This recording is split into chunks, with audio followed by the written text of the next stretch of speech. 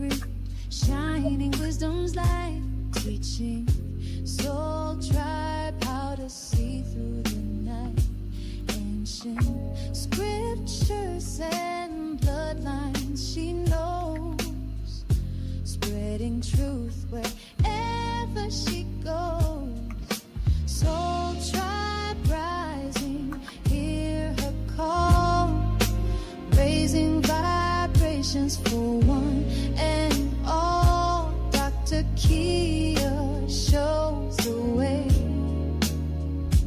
to a brighter, freer day.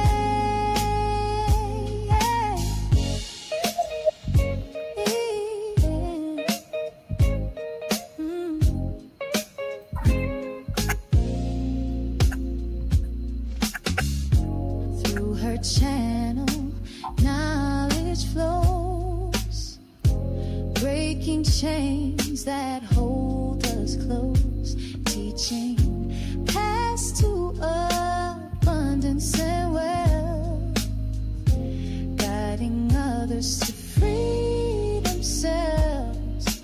Soul tribe rising, hear her call, raising vibrations for one and all. Dr. Kia shows the way to a brighter, freer day. From currencies to investments divine, she's helping her tribe to realign with wisdom, ancient and new, showing what we all can do.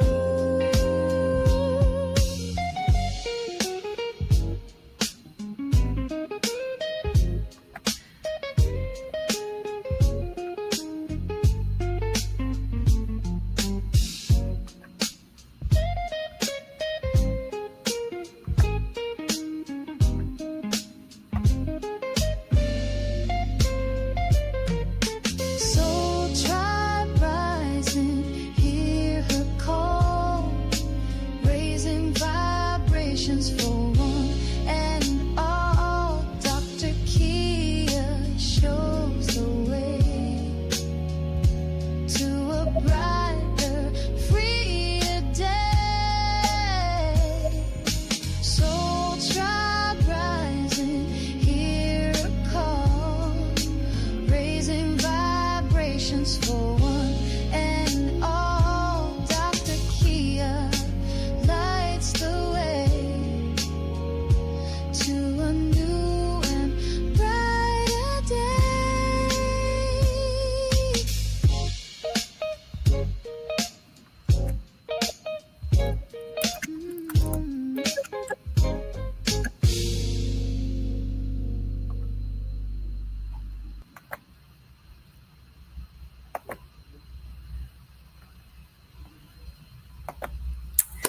Greetings, family. Welcome.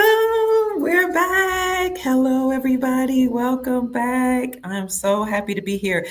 Please put a 1 in the chat if you can hear me, okay?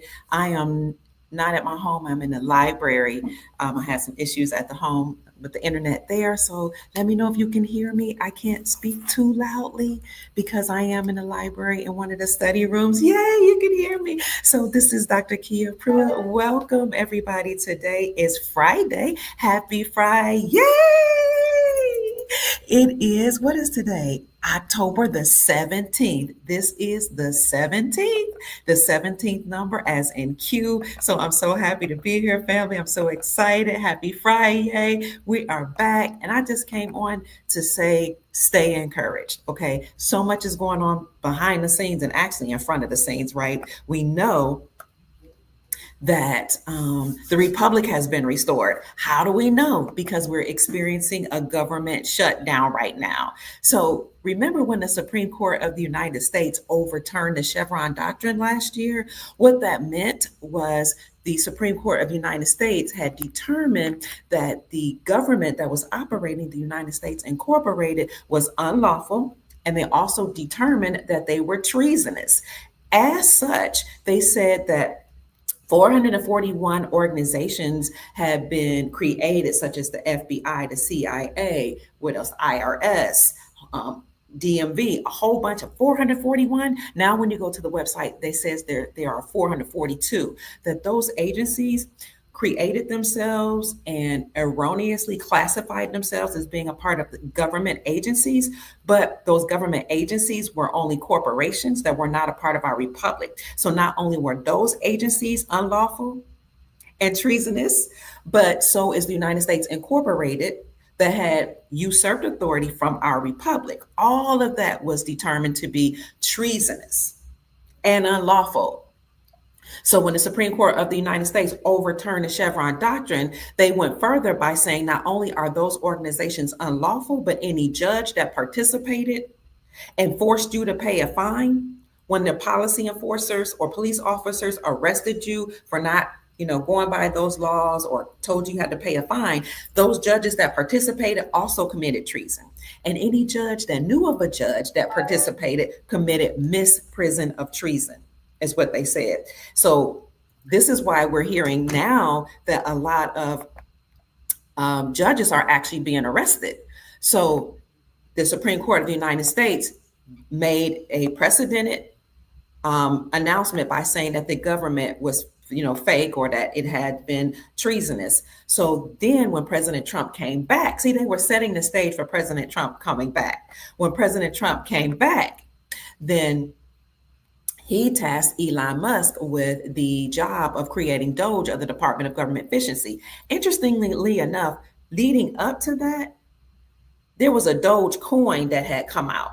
Remember, a digital coin or cryptocurrency that had come out, and nobody knew really what Doge was, the Department of Government Efficiency. So when Elon Musk and President Trump got together and decided that they would downsize the government, that was because the Supreme Court of the United States had already ruled the year before that the government was unlawful, and all 441 of those agencies were treasonous.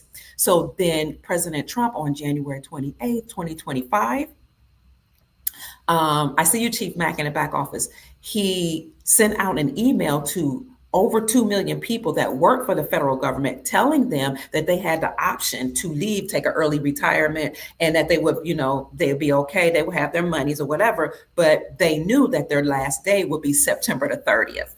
So all of this was happening behind the scenes. And for some of you all, if you knew where to follow, in front of the scenes. So that is why on September the 30th, many people exited the federal government. They had already had their packages ready. They had already been told as of January 28th, when President Trump sent out those 2 million emails, that September 30th would be their last day. What was significant about that day is that it was during a harvest moon.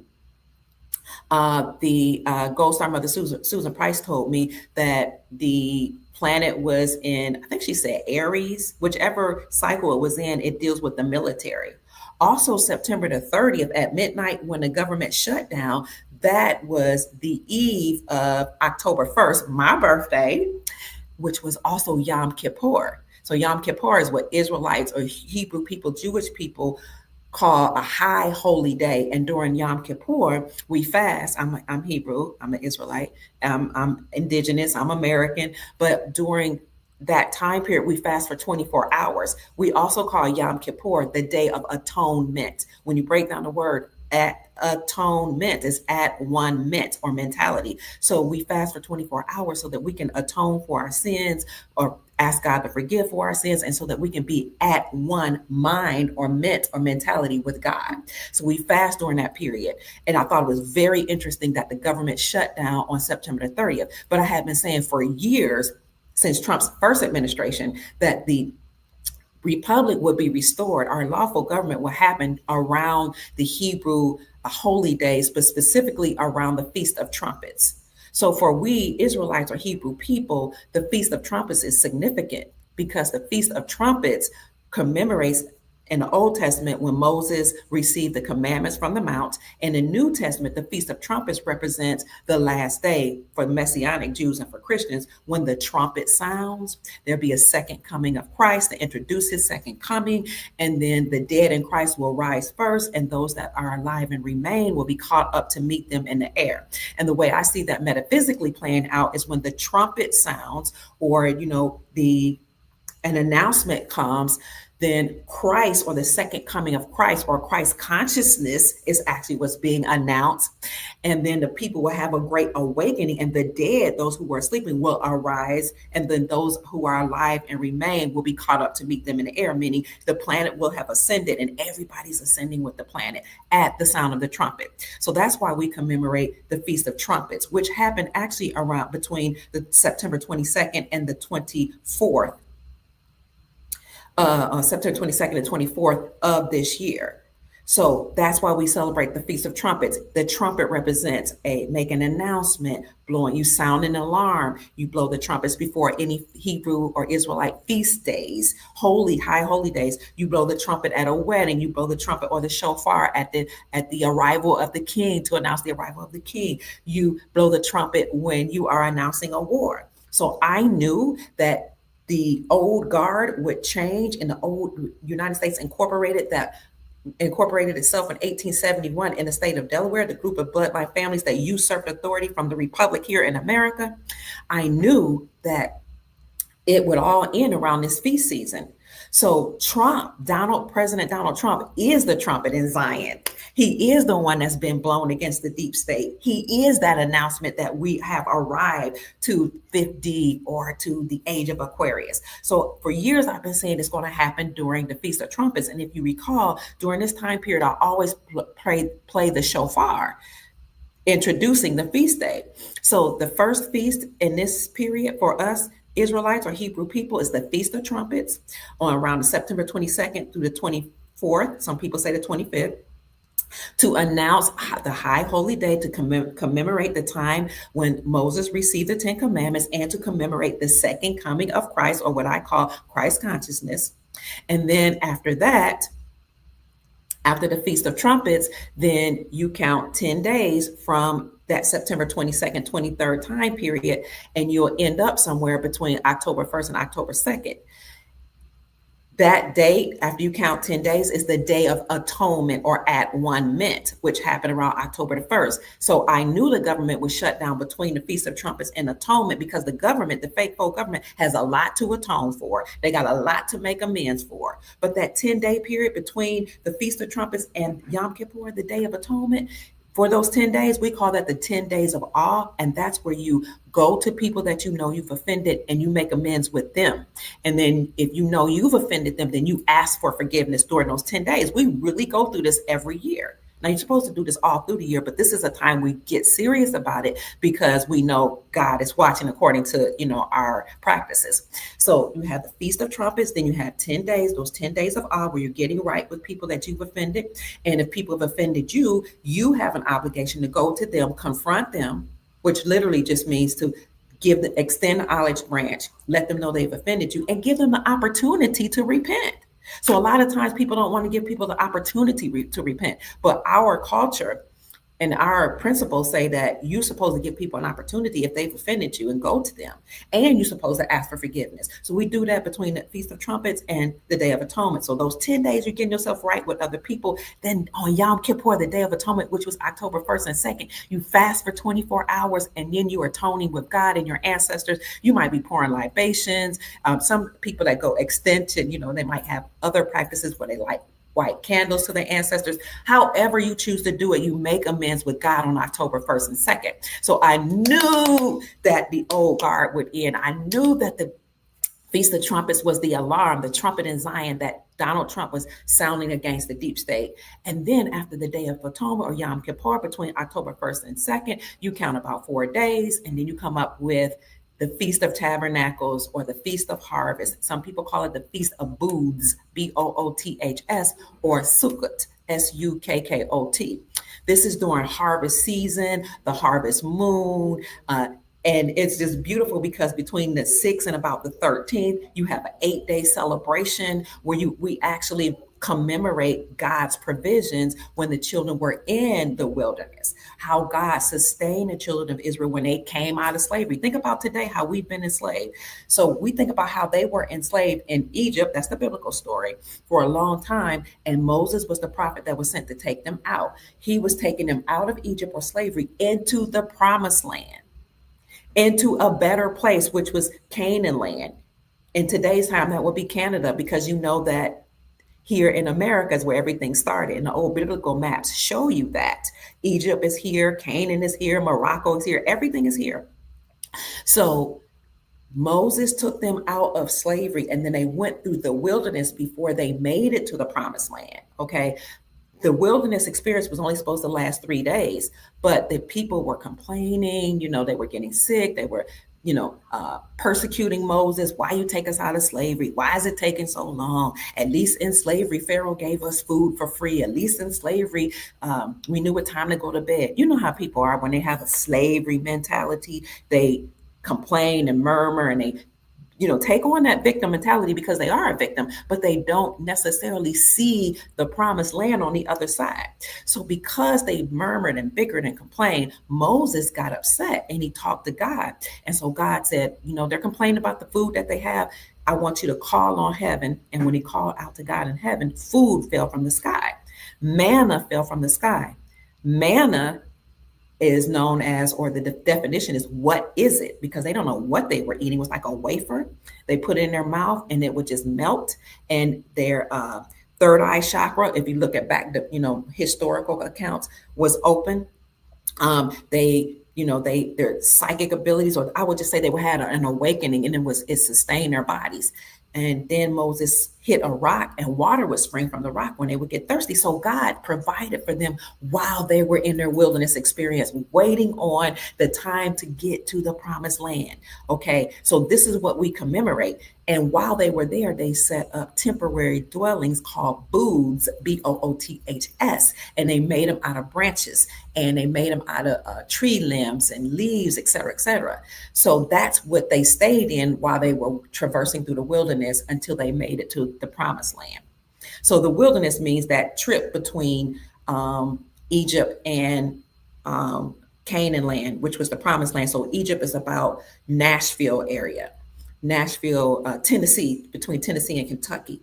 If you know that Egypt started in America, and it goes all the way up through, they were traversing through Canaan land. So Canaan land, some scholars say, is actually Canada. It was only supposed to take 3 days. It took 40 years. Now, a lot of people didn't make it to the promised land. A lot of people died. In fact, that whole generation that made it out of slavery didn't even make it. Their children made it. And so this is what we commemorate. That's what we call it the Feast of Booths. It happened around this time. Also, what happened around this time was just that people celebrated the harvest season, like everything they had planted. It was time to now go and reap the harvest, to gather in the harvest. So that's why we celebrate it. But bring it back to today. We have been enslaved to at least 13 bloodline families. And then there are 13 bloodline families that control those bloodline families. And then there are unhuman beings. Some people call them the Anunnaki. Some people call them the custodians. Some people call them reptilians, draconians. You have those entities that control the bloodline families, that control the planet. Okay. Well, they are what we call the deep state, all of them. The humans, their human hybrids, and the entities that control them. All of them had enslaved the entire planet, us here in America, and people all over the world. So the military tasked President Donald Trump with the job of taking down the deep state. That's why, his real name is Trump. That's why they changed his name to Trump. He is that Trump card. He is the trumpet in Zion. The military tapped him on the shoulder to do this job. Whether people like him or not, that is exactly what we see happening around the feast day. So what happened September the 22nd, between the 22nd and 25th, our Feast of Trumpets, was President Trump sent out a letter to the military, to the National Guard, and told him to meet him and the Secretary of War, who used to be called the Secretary of Defense. Okay, but he renamed it to the Secretary of War because people respond differently when they know you're a Secretary of War. They have a little fear. They want to move. They want a little action, right? So President Trump said, I need a National Guard and leaders, military generals, not just in America, but from all over the world to meet me in Virginia on September the 30th. He met them there, but he sent the letter out during the Feast of Trumpets between the 22nd and 25th. They met him on the 30th. And then he gave them an order, and he sent them out to all the major cities that you know of, that I know of. He sent them only out to the major cities, but they're really everywhere.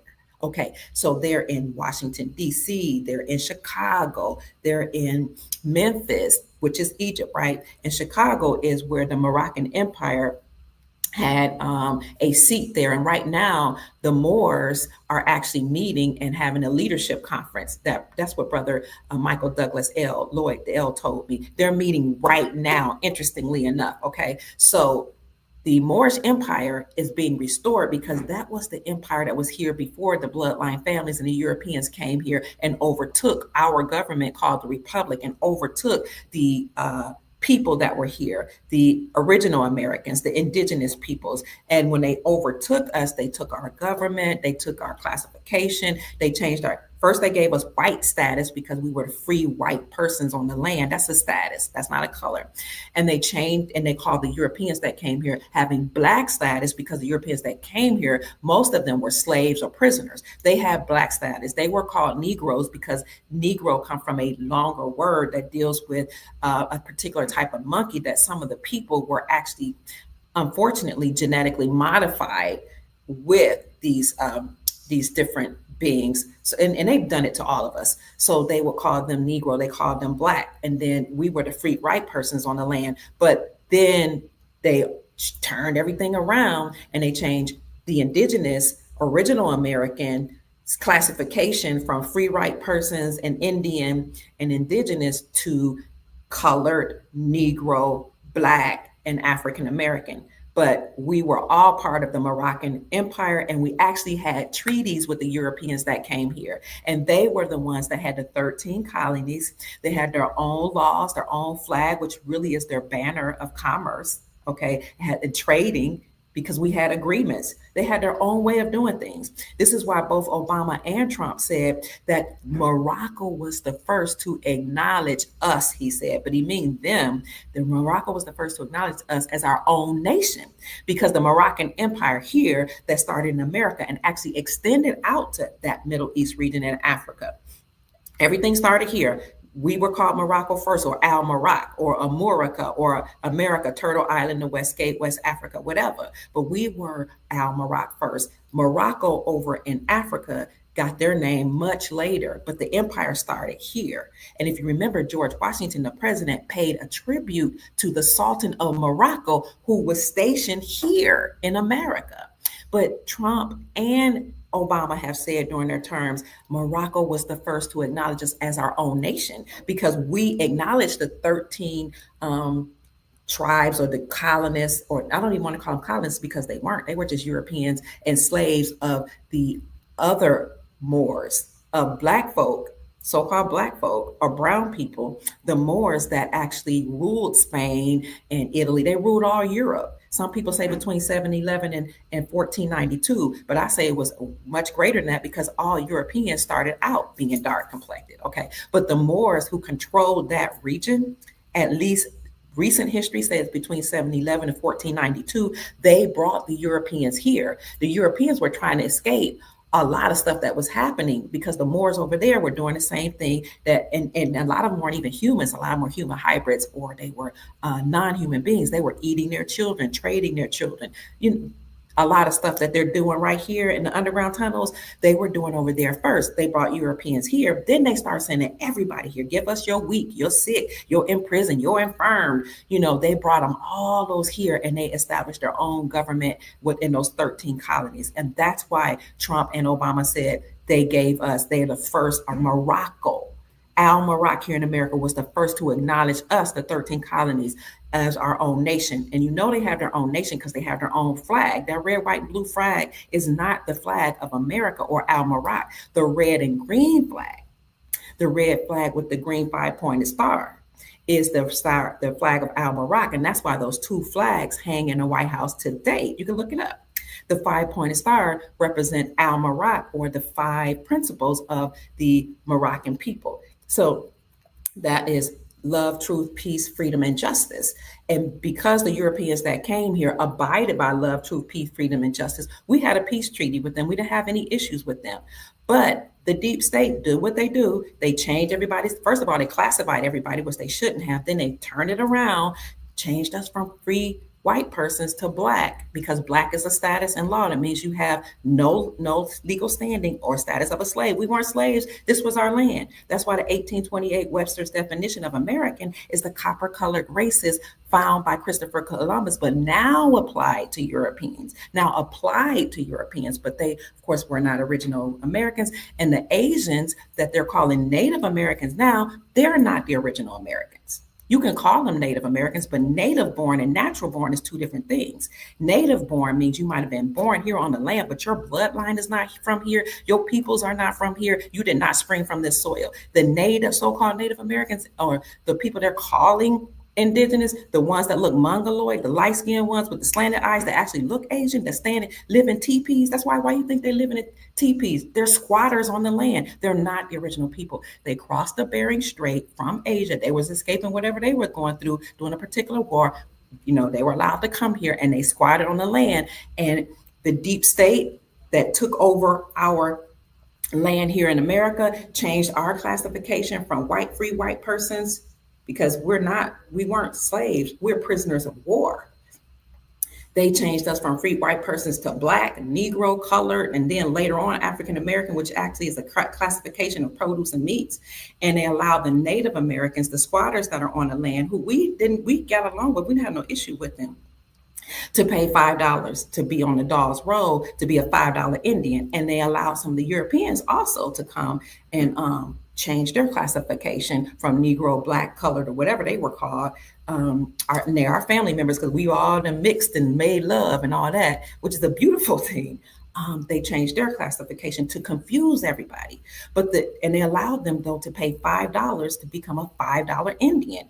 And so then the government started giving them incentives that say, hey, we're going to let y'all take over, and you can call yourself Indian, and you can take part of the land. Then they start calling people from all over the world, come on over here to America. It's the greatest place in the world, which it is. You can have the benefits, you can have this, that, and the third. But they never told them that they were allowing them to take from the indigenous copper colored people who were here before everybody got here. Okay, they didn't tell them that. So people just came here, some freely, some had to pay a couple dollars, and they got land. They could, as long as you worked the land, you were allowed to come here. And they just allowed him. Then fast forward to today, they got benefits, they got land, they got money, they access all of our trusts. I mean, they can do whatever they want to do. Okay.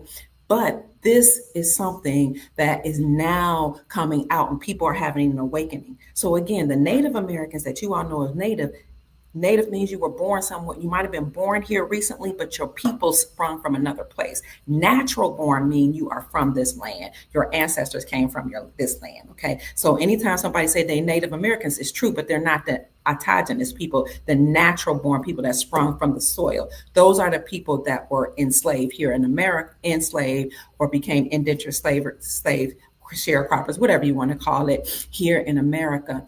But they were not originally classified as black. They did not come from slave ships in Africa. Most of us did not. We know that because our ancestors and elders told us that we weren't, and many of us that actually did the tracing ourselves found out that we have always been here. So all I'm saying is we are living in a time of complete and utter confusion, or we have been, where we've been enslaved. They enslaved the peoples here that were the original autogenous people that sprung from the soil, people classified as black or African American, and then they enslaved the Europeans, because the end of slavery here actually did not end slavery. It expanded slavery. The Civil War period, that didn't end slavery with the so-called black people. It expanded slavery. So now they're enslaving all of the Americans, and then they expanded it out to enslave everybody all across the globe. So during this harvest time, though, people are waking up. Okay, this is a harvest season, right? Everybody that's been sowing is now reaping. Those of us that sowed in tears and cried out to the Most High and cried out to our ancestors. I don't care what your skin complexion looked like, your race or your affiliation, your ethnic background, your nationality. We've all cried out to the Most High because we've all been mistreated. We've all been taxed out of wazoo. Everybody, right? All so-called races. We've all had our children to be miseducated, and some of us had our children to be taken from us and kidnapped and, done all kind of nefarious things. We've been manipulated through Hollywood. We've all, by the way, my godson who works for Hollywood said Hollywood is completely dead and he's gotten no work. He's an independent film director. He said, I've gotten no work all year. He said, I don't know what's going on. I had to tell him what was going on. It's over for them. But we've all been victims of the deep state. We cried out to the Most High. Yes, we did. We cried out, and now the Most High, the source, creator, whoever you call them, and the ancestors, they have heard our cry. We have sown in tears, and now we are reaping in joy, because during the Feast of Trumpets, Trump again sent that letter to the military. He unleashed them to all these cities, the National Guard, and they're cleaning up the MS-13 gang members, the Venezuelan gang members, the Mexican cartel, the American gang members, the so-called Black American gang members. They cleaning it all up, and I'm happy. Okay, so that happened around September the 25th and the 30th. Then we had the government shutdown on the 30th, which is important because it may not ever resurrect. The government is not the natural, lawful, legal, or lawful republic. The old one had to shut down so we can restore the republic. So they may not ever come back up. If they ever open back up, it will be opened up and announced as the republic. And I kept saying something's going to happen not only during the Feast of Trumpets, but during the harvest season, during the 8 days of the Feast of Harvest, Feast of Booths, okay? And what happened between the 6th and the 13th is significant, because I said, pay attention to the 13th, and I made an announcement before the 13th. Something huge is going to happen on October 13th, because it's considered the last great day of the feast for we indigenous Hebrew Israelite people, because I keep it. It's the last day, and it's the last day of the holy season. I said the 13th is not only that, but the 13 number represents peace, power. It represents justice. So that's why they told you to fear 13. I said, but that is what ancient people, ancient civilizations here in America, the so-called Blacks, the indigenous, autogenous people, we consider 13 to be a very high number, a very strong number, because it represents justice and high manifestation. So the 13th was the last great day of our feast. It was Columbus Day, and it was also Indigenous Peoples Day. I said, President Trump is going to do something huge during the 13th. And what did he